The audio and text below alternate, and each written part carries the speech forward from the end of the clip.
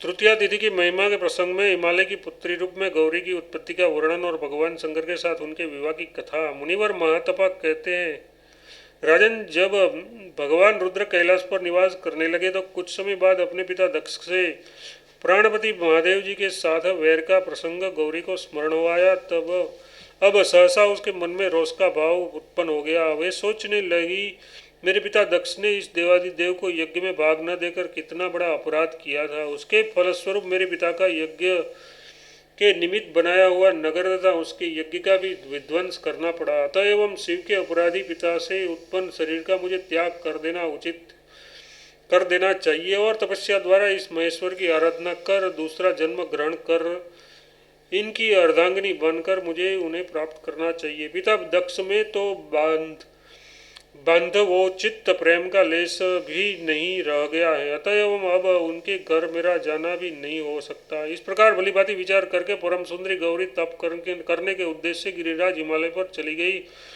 दीर्घकाल तक तपस्या करके उन्होंने अपने शरीर को सुखा डाला। फिर योगाग्नि के द्वारा अपने शरीर को दग्ध कर वे पर्वतराज हिमालय की पुत्री के रूप में प्रकट हुई और उमा तथा महाकाली आदि उनके नाम हुए। हिमवान के घर में परम सुंदर रूप से सुशोभित होकर वे अवतीर्ण हुई कि फिर भगवान रुद्र ही मुझे पति रूप में प्राप्त हो। इस संकल्प से त्रिलोचन भगवान शंकर का स्मरण करते हुए उन्होंने पुनः कठोर तपस्या आरंभ कर दी। इस प्रकार जब गिरिराज हिमालय पर दीर्घ काल तक तप द्वारा उन्होंने आराधना की, तब ब्राह्मण का वेश धारण करके भगवान शिव वहाँ पधारे। उस समय उसका वृद्ध शरीर था और वो सभी अंग शिथिल हो रहे थे। साथ ही वे पग पर गिरते पड़ते चल रहे थे। बड़ी कठिनाई से वे पार्वती के पास पहुंचकर बोले, भद्रे, मैं अत्यंत भूखा ब्राह्मण हूँ, मुझे कुछ खाने योग्य पदार्थ दो। इसके द्वारा इस प्रकार कहने पर परम कल्याण में शैलेंद्र नंदिनी उमा ने उस ब्राह्मण से कहा, विप्रवर, मैं आपको भोजनार्थ फल आदि पदार्थ दे रही हूँ, आप यथाशीघ्र स्नान कर इच्छा अनुसार उन्हें ग्रहण करें।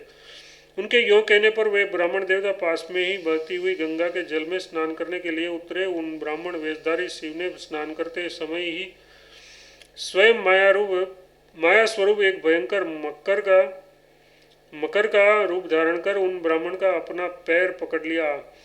फिर पार्वती को ये सब लीला देखते हुए कहने लगे, दौड़ो दौड़ो, मैं भारी विपत्ति में पड़ गया हूँ। इस मकर से तुम मेरे प्राणों की रक्षा करो और जब तक इसके द्वारा मैं नष्ट भ्रष्ट नहीं कर दिया जाता तभी तक तुम मुझे बचा लो। ब्राह्मण के ऐसा कहने पर पार्वती ने सोचा, गिरिराज हिमालय तो मेरे पिता है, उसका मैं पितृभाव से स्पर्श करती हूँ और भगवान शंकर का पतिभाव से, पर मैं तपस्विनी कैसे इन ब्राह्मण देवता को स्पर्श करूं। परंतु ये समय जल में ग्राहक द्वारा पकड़े जाने पर भी यदि मैं उन्हें बाहर नहीं खींचती तो निस्संदेह मुझे ब्रह्मत्या का दोष लगेगा। दूसरी बात यह है कि अन्य धर्म जनित त्रुटियों या प्रत्यवायों का प्रायश्चित द्वारा शोधन भी संभव है, किंतु इस ब्रह्मत्या दोष का तो शोधक कोई प्रायश्चित भी नहीं दिखता। इस प्रकार मन ही मन वह कह वे तुरंत दौड़कर वहां पहुंच गई और हाथ से पकड़कर ब्राह्मण को जल से बाहर खींचने लगी। इतने में ही वे देखती क्या कि जिन भूत भावन शंकर की आराधना के लिए वे तपस्या कर रही थी, स्वयं वे शंकर ही उनके हाथ में आ गए हैं। इस प्रकार उन्हें देखकर वे लज्जित हो गई और पूर्व समय का त्याग उन्हें स्मरण आया। अत्यंत लज्जा के कारण उन परम सुंदरी उमा के मुख से भगवान शंकर के प्रति कोई वचन नहीं निकल रहा था। वे बिल्कुल मौन हो गई। इस प्रकार भगवान रुद्र मुस्कुराते हुए कहने लगे, भद्रे, तुम मेरा हाथ पकड़ चुकी हो, फिर मेरा त्याग करना तुम्हारे लिए उपयुक्त नहीं है। कल्याणी, तुम यदि मेरा पाणी ग्रहण निष्फल कर दोगी तो मुझे अब अपने भोजन के लिए ब्रह्मपुत्री सरस्वती से कहना पड़ेगा। ये उपहास की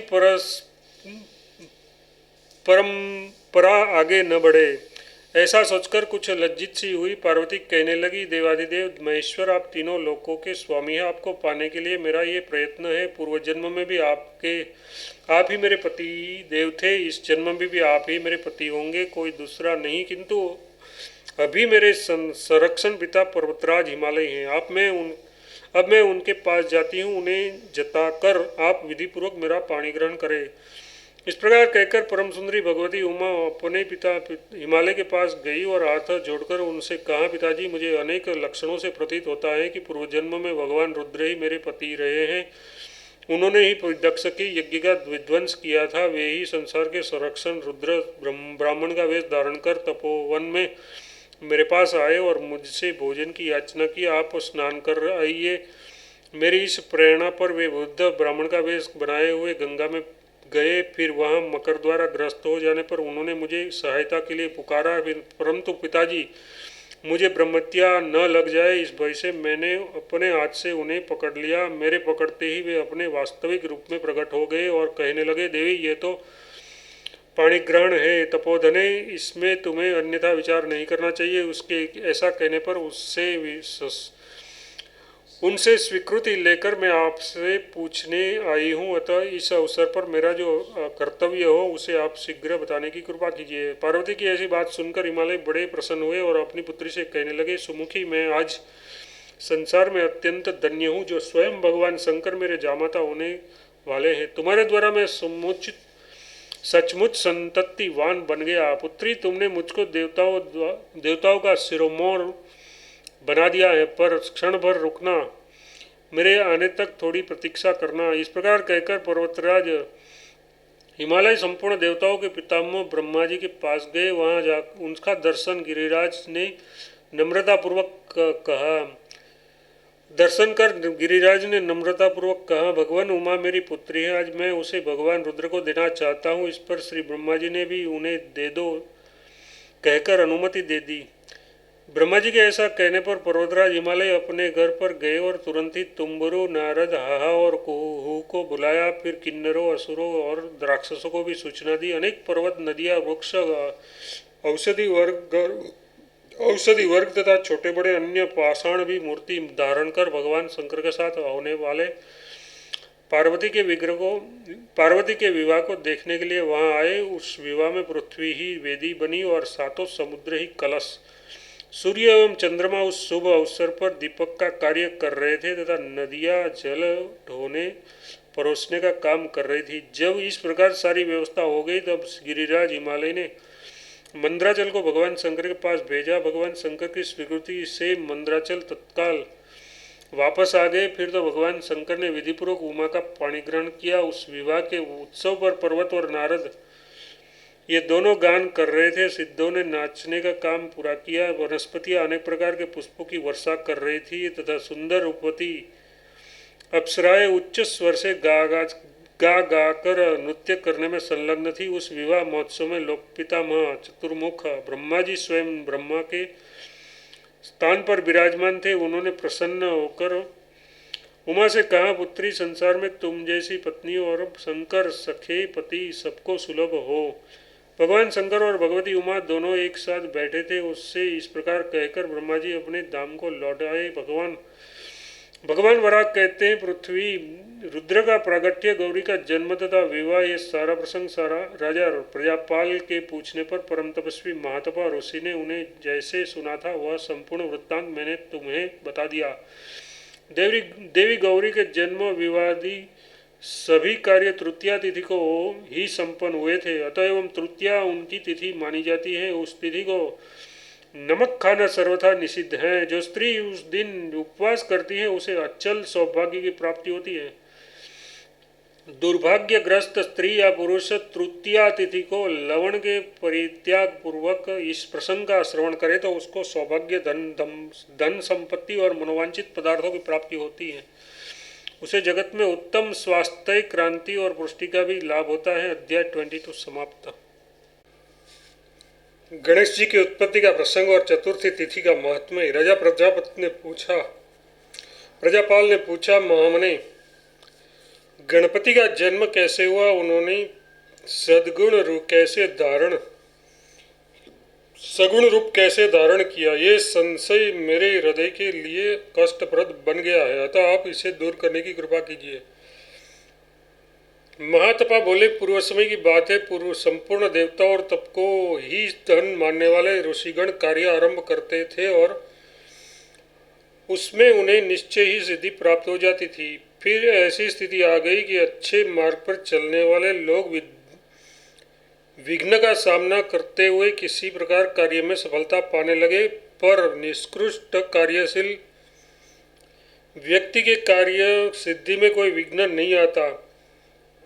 तब पितरों सहित संपूर्ण देवताओं के मन में ये चिंता उत्पन्न हुई कि विघ्न तो असत कार्यों में होना चाहिए। अतः इस विषय में वे परस्पर विचार करने लगे। इस प्रकार मंत्रणा करते करते उन देवताओं के मन में भगवान शंकर के पास चलकर इस गुत्थ्य को सुलझाने की इच्छा हुई। अतः एवं कैलाश पर पहुंचकर उन्होंने परम गुरु शंकर को प्रणाम करके विनयपूर्वक इस प्रकार प्रार्थना की।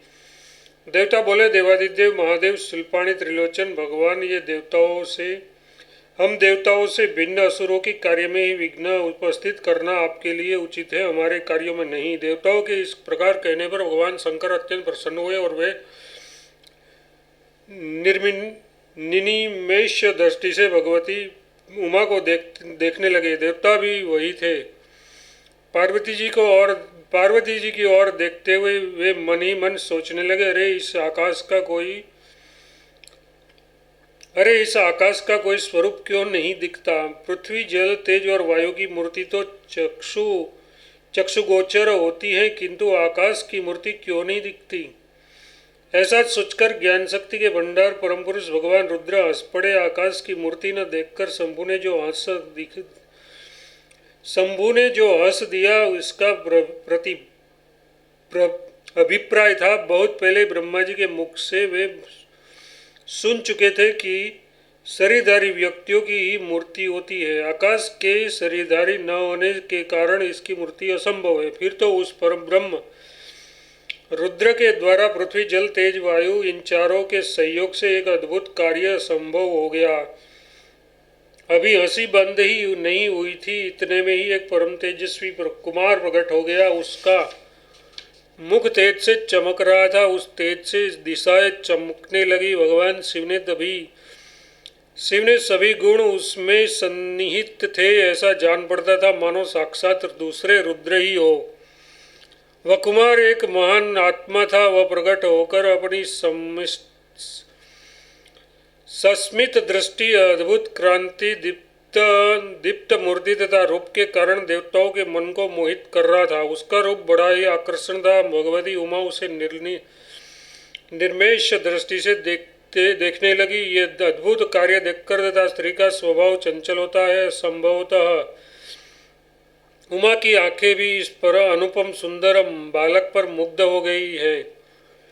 ये मानकर भगवान रुद्र के मन में क्रोध का आविर्भाव हो गया। अतः उस परम प्रभु ने गणपति जी को शाप दे दिया, कुमार तुम्हारा मुख हाथी के मुख जैसा और पेट लंबा होगा।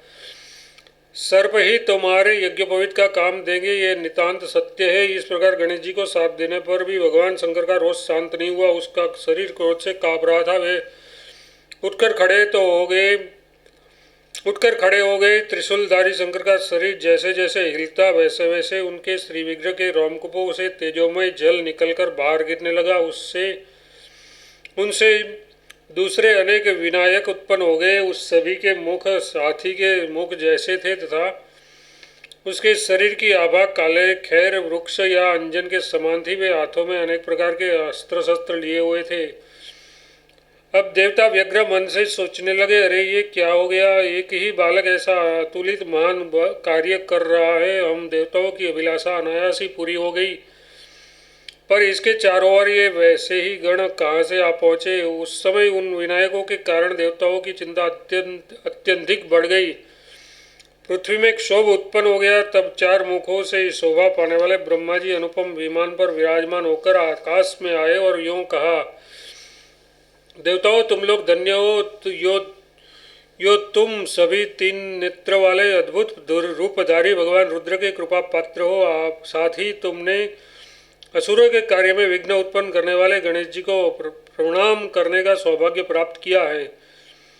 उनसे इस प्रकार कहने के पश्चात ब्रह्मा जी ने भगवान रुद्र से कहा, विभो आपके मुख से प्रकट हुआ जो ये बालक है इसे ही आप इन विनायकों का स्वामी बना दे। ये शेष दूसरे विनायक इनके अनुगामी अनुचर बनकर रहे। प्रभु आज साथ ही मेरी प्रार्थना है कि आपके वर प्रभाव से आकाश को भी शरीरधारी बनकर पृथ्वी आदि चारों महाभूतों में रहने का सुअवसर मिल जाए। इससे एक ही आकाश अनेक प्रकार से व्यवस्थित हो सकता है। इस प्रकार भगवान रुद्र और ब्रह्मा जी बातें कर ही रहे थे कि विनायक वहां से चले गए। फिर पितामह ने शंभु से कहा, देव आपके हाथ में अनेक सुमुचित अस्त्र है। आप ये अस्त्र तथा वर अब इन बालकों को प्रदान करें, ये मेरी प्रार्थना है। ऐसा कहकर ब्रह्मा जी वहाँ से चल गए। तब भगवान शंकर ने अपने सुपुत्र गणेश जी से कहा, पुत्र विनायक, विघ्नहर, गजास्य और भवपुत्र, इन नामों से तुम प्रसिद्ध होंगे। क्रूर दृष्टि वाले विनायक बड़े उग्र स्वभाव के हैं, पर ये सब तुम्हारी सेवा करेंगे। प्रकृष्ट यज्ञ, दान आदि शुभ कर्मों के प्रभाव से शक्तिशाली बनकर ये कार्यों में सिद्धि प्रदान करेंगे। देवताओं, यज्ञों तथा अन्य कार्यों में भी सबसे श्रेष्ठ स्थान तुम्हें प्राप्त होगा। सर्वप्रथम पूजा पाने का अधिकार तुम्हारा ही है। यदि ऐसा न हुआ तो तुम्हारे द्वारा इस कार्य की सफलता बाधित होगी। महाराज, जब ये बातें समाप्त हो गई तो भगवान शंकर ने देवताओं के साथ जलपूर्ण स्वर्ण कलशों के विभिन्न तीर्थों के जल से उन गणेश जी का अभिषेक किया। राजन, इस प्रकार जल से अभिषेक होकर विनायक के स्वामी भगवान गणेश की अद्भुत शोभा होने लगी।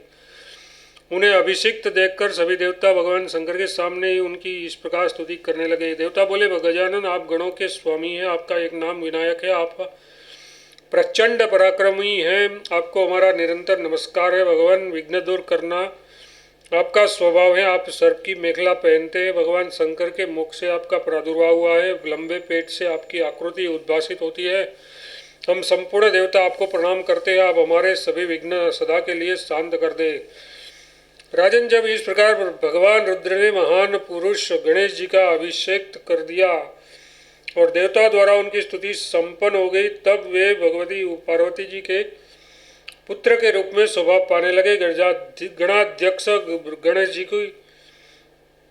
जी की जन्म एवं अभिषेक आदि सारी क्रियाएं चतुर्थी तिथि के दिन ही संपन्न हुई थी। अतएव तभी से ये तिथि समस्त तिथियों में परम श्रेष्ठ स्थान को प्राप्त हुई। राजन, जो भाग्यशाली मानव इस तिथि को तिलों का आहार कर भक्ति पूर्वक गणपति की आराधना करता है, वह उस पर वे अत्यंत शीघ्र प्रसन्न हो जाते हैं, इसमें कोई संशय नहीं है। महाराज, जो व्यक्ति स्तोत्र का पठन अथवा श्रवण करता है, उसके पास विघ्न कभी नहीं भटकते और उसके पास लेश मात्र पाप ही शेष रह जाता उनके पास लेश मात्र पाप ही शेष रह जाता है। अध्याय 23 समाप्त। सर्पोत की उत्पत्ति का प्रसंग और पंचमी तिथि की महिमा।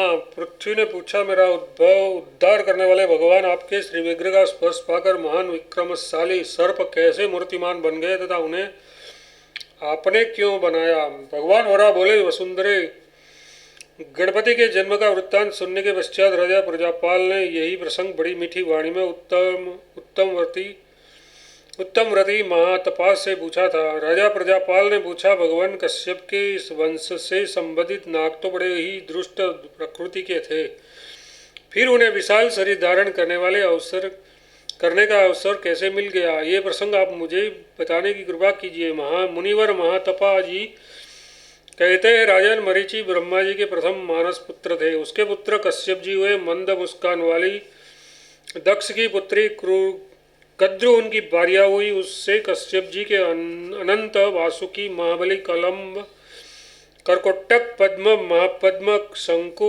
कुलिक और पापराझील आदि नामों से विख्यात अनेक पुत्र हुए। राजेंद्र, ये प्रधान सर्प कश्यप जी के पुत्र हैं। बाद में इन सर्पों की संतानों से ये सारा संसार ही भर गया। वे बड़े कुटिल और नीच कर्म में रत थे। उनके मुंह में अत्यंत तीखा विष भरा था। वे मनुष्यों को अपनी दृष्टि मात्र से या काटकर भी भस्म कर सकते थे। राजा ने उसका दंश शब्द की ही तरह तीव्रगामी था। उनसे भी मनुष्यों की मृत्यु हो जाती। इस प्रकार प्रजा का प्रतिदिन दारुण संहार होने लगा। यूं अपना भीषण संहार देखकर प्रजा वर्ग एकत्र होकर सबको शरण देने में समर्थ परम प्रभु भगवान ब्रह्मा जी की शरण में गए। राजा इस उद्देश्य को सामने रखकर प्रजाओं ने कमल पर प्रकट होने वाले ब्रह्मा जी से कहा, भगवान आप में असीम शक्ति है, इन तीखे दांतों वाले सर्पों से आप हमारी रक्षा करें। इसकी दृष्टि पड़ते ही मनुष्य तथा पशु समूह भस्म हो जाते हैं, यह प्रतिदिन की बात हो गई है। भगवान, इन सर्पों द्वारा आपकी सृष्टि का संहार हो रहा है। महामते, आप इसकी जानकारी प्राप्त कर ऐसा प्रयत्न करें कि ये दुखद परिस्थिति शीघ्र दूर हो जाए। ब्रह्मा जी बोले, प्रजापालो, तुम भय से घबरा गए हो, मैं तुम्हारी रक्षा अवश्य करूंगा। अब तुम सभी अपने अपने स्थान पर चलो। अव्यक्त मूर्ति ब्रह्मा जी के इस प्रकार कहने पर वे प्रजाएं वापस आ गई। उस समय ब्रह्मा जी के मन में असीम क्रोध उत्पन्न हो गया। उन्होंने वासुकी प्रभुति प्रमुख सर्पों को बुलाया और उन्हें शाप दे दिया। ब्रह्मा जी ने कहा, नागो, तुम मेरे द्वारा उत्पन्न किए हुए मनुष्यों की मृत्यु के कारण बन गए हो, अतः आगे स्वयं मनवंतर में तुम्हारा अपनी ही माता के शाप द्वारा घोर संहार होगा, इसमें कोई संदेह नहीं है।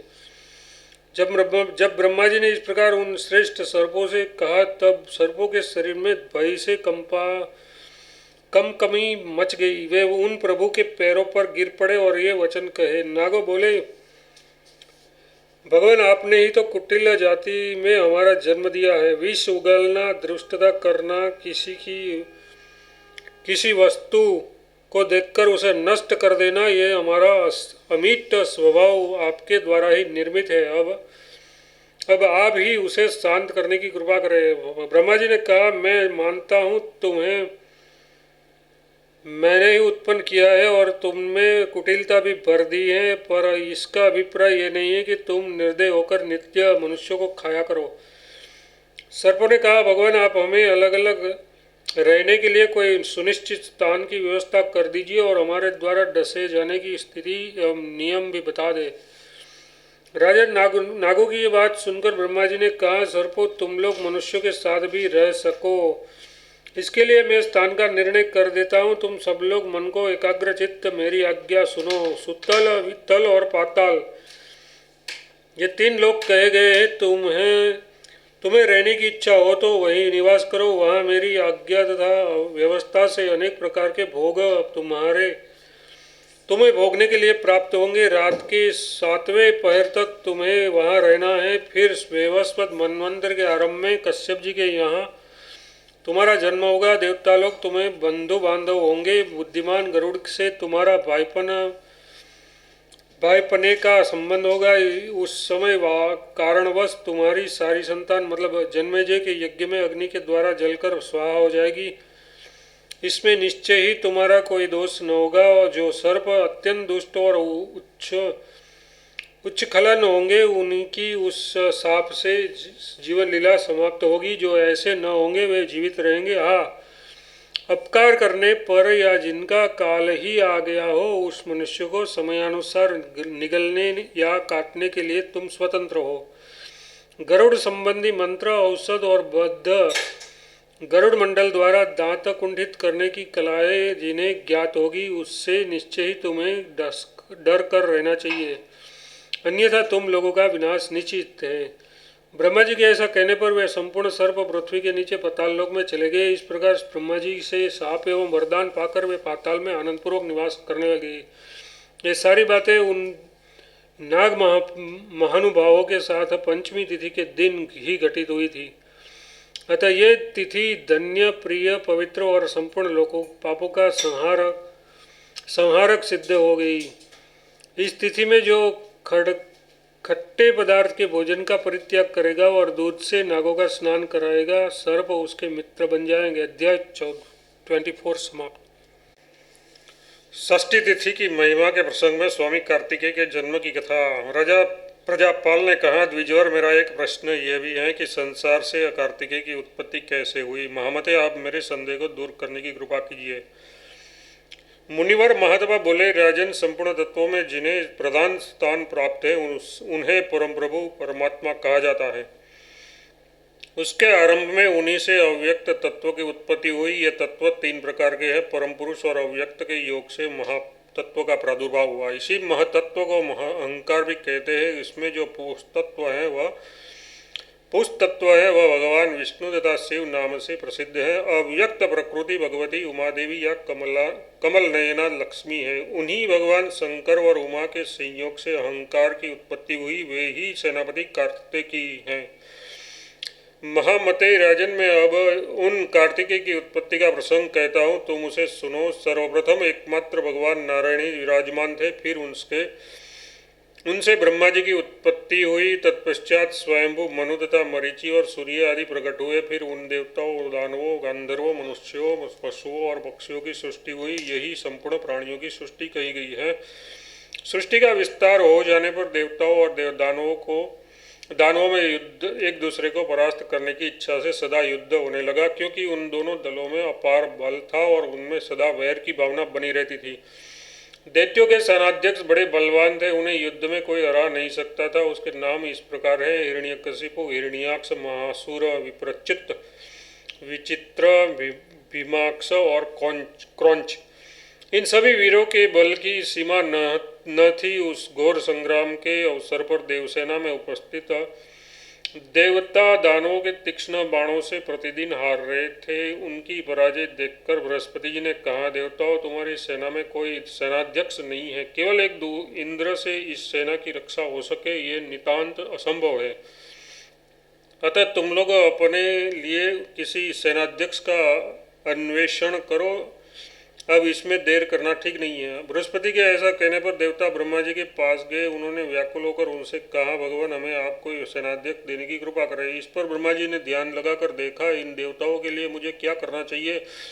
इतने में उनका ध्यान भगवान शंकर की ओर गया और फिर सभी देवता, गंधर्व, ऋषि, सिद्ध एवं चारण ब्रह्मा जी को आगे करके कैलाश पर्वत को चले। वहाँ पशुपति भगवान शंकर का दर्शन कर अनेक प्रकार के स्तोत्रों द्वारा उनसे उनकी स्तुति आरंभ कर दी। देवता बोले, महेश्वर, हम समस्त देवता आपकी शरण में आए हैं। भूपाल, आप त्रिनेत्र भगवान शंकर, उमापति, विश्वपति, मरुत्पति और जगतपति आप नाम से विख्यात है। आपको हमारा प्रणाम है। प्रभु, आप हमारी रक्षा करें। भगवान, आपके जटापुंज के अग्रभाग पर बैठे हुए चंद्रमा की किरणों के प्रकाश से तीनों जगत स्वच्छ हो रहे हैं। आपकी अच्युत त्रिशूल पाणी और पुरुषोत्तम कहलाते हैं।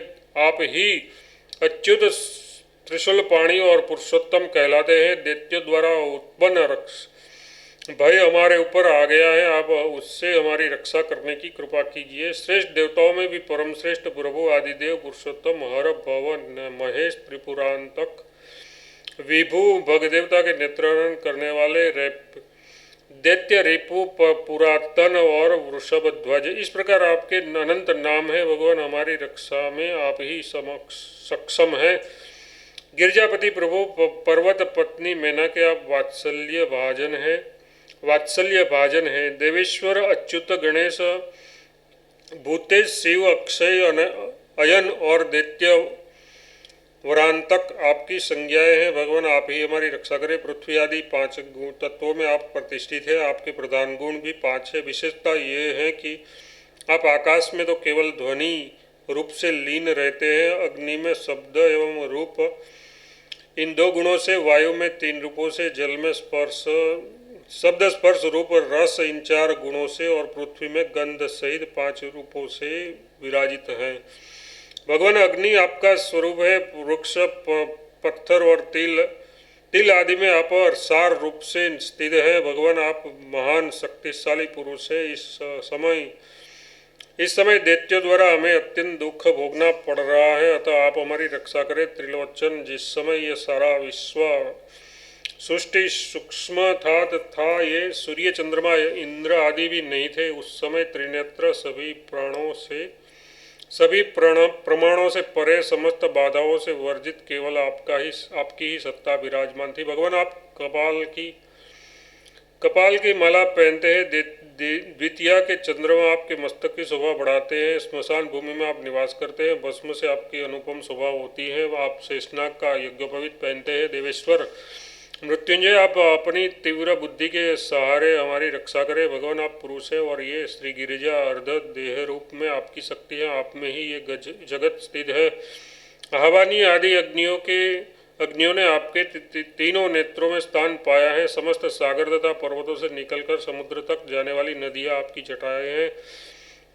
आप विशुद्ध ज्ञान घन है। जिनकी दृष्टि दूषित है वे ही आपको भौतिक रूप में देखते हैं। जगत के उत्पत्तिकर्ता भगवान नारायण तथा चार मुखों से शोभा पाने वाले ब्रह्मा भी आप ही हैं। सत्वादि तीनों गुणों, आवाहनीय, अवस्थ्य आदि तीनों अग्नियों तथा कृत त्रेता आदि युगों के भेद से आप त्रिमूर्ति बन जाते हैं। प्रभु, ये प्रधान देवता आपकी सहायता चाहते हैं। ये आपको अपना तोषक एवं रक्षक कहते हैं, क्योंकि रुद्र विश्व का भरण पोषण करना आपका स्वभाव है। तो भस्म को भूषण रूप में धारण करने वाले प्रभु, आप हमारी रक्षा करें। मुनिवर महातपा कहते हैं, राजन, देवताओं के इस प्रकार स्तुति करने पर पशुपति भगवान शंकर स्थित होकर बोले, देवताओं, आपका क्या कार्य है, शीघ्र बताइए। देवगण बोले, देवेश, दानवों के वध के लिए आप हमें एक सेनापति प्रदान करने की कृपा कीजिए। ब्रह्मा जी की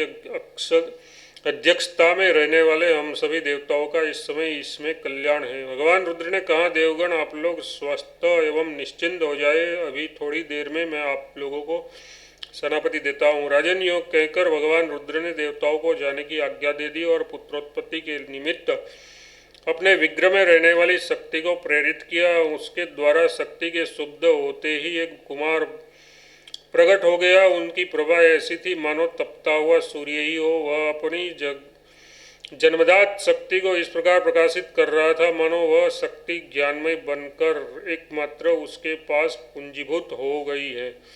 राजेंद्र, उस कुमार की उत्पत्ति से संबंधित अनेक प्रकार की कथाएं हैं। बहुत से मनवंतरों तथा कल्पों में देवताओं के सेनापति होने के विविध प्रसंग है। भगवान शंकर के शरीर में अहंकार रूप से जिन देवताओं की प्रसिद्धि थी, वे सभी देवता प्रयोजन वश देवसेनापति बनकर शोभा पाने लगे। उस कुमार के उत्पन्न हो जाने पर स्वयं ब्रह्मा जी देवताओं के साथ आए और उन देवादिदेव भगवान शंकर की पूजा की। समस्त देवताओं, ऋषियों, सिद्धों और भगवान शंकर ने उस सेनापति होने वाले बालक को पाल पोसकर बड़ा किया। तब उस बालक ने देवताओं से कहा, आप लोग मुझे 2 सहायक तथा कुछ खिलौने दे। उस समय भगवान रुद्र ने उस बालक की बात सुनकर ये वचन कहा, पुत्र, तुम्हें खेलने के लिए कुक्कुट तथा सेवा सहयोग के लिए शाख एवं विशाख नाम वाले 2 अनुचर देता हूँ। कुमार, तुम भूत ग्रह एवं विनायकों के नेता बनो और देवताओं की सेना के सेनापति हो जाओ। राजन, भगवान शंकर के ऐसा कहने पर सभी देवगण प्रसन्न हो अभिषिक्त वाक्यों का उच्चारण करके सेनापति भगवान स्कंद की स्तुति करने लगे। देवगण बोले, प्रभु, आप भगवान शंकर के स्वपुत्र हैं। आप हमारी सेना की अध्यक्षता स्वीकार करने की कृपा करें। आप पुष्मुख, स्कंद, विशेज्ञ, कुकुट ध्वज, पावकी, शत्रुओं को कंपित करने वाले कुमारेश, बालक, गृहनुग, शत्रुओं को परास्त करने वाले कौंच नामक पर्वत को जो आसाम में स्थित है विदीर्ण करने वाले कृतिका नंदन, शिव कुमार, भूतों तथा ग्रहों के स्वामी, अग्नि नंदन तथा भूतभावन भगवान शंकर की संतान है त्रिलोचन, आपको हमारा नमस्कार है। राजन, देवताओं के इस प्रकार प्रार्थना करने पर रुद्र कुमार भगवान स्कंद की आकृति तेजी से बढ़ने लगी। फिर तो वे 12 आदित्यों के समान तेजस्वी एवं पराक्रमी हो गए और उनके तेज से तीनों लोकों में ताप छा गया। राजा प्रजापाल ने पूछा, गुरु, आपने स्कंद को कृति का पुत्र कैसे कहा है, अथवा वे कुमार पावकी और सुष्मातृनंदन क्यों कहे जाते हैं? इसका कारण मुझे बताने की कृपा करें। मुनिवर महातपा कहते हैं, राजन, मनवंतर के प्रारंभ में कार्तिकी की जिस प्रकार उत्पत्ति हुई थी वह प्रसंग मैंने बताया है।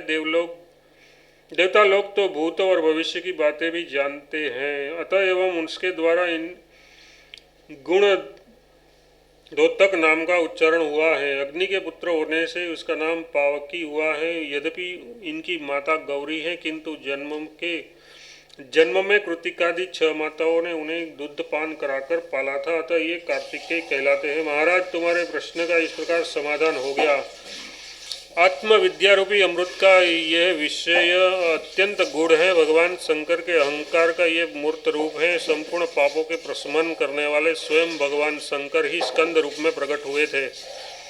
पितामह ब्रह्मा जी ने उसके अभिषेक के समय इन्हीं षष्ठी तिथि प्रदान की थी। अतः जो व्यक्ति इस तिथि में संयम पूर्वक केवल फल के आहार पर रहकर इनकी पूजा करता है, उसे यदि पुत्र न हो तो पुत्र की प्राप्ति अथवा निर्धन हो तो धन की प्राप्ति हो जाती है। इतना ही नहीं, मनुष्य मन से भी जिन जिन वस्तुओं की इच्छा करेगा वह उसे सुलभ हो जाएगी। जो पुरुष स्वामी कार्तिकेय के उपयुक्त गुण नाम पूर्ण स्तोत्र का पाठ करता है, उसके घर में बच्चों का सदा कल्याण होता है और वे निरोगी रहते हैं। अध्याय 25 समाप्त।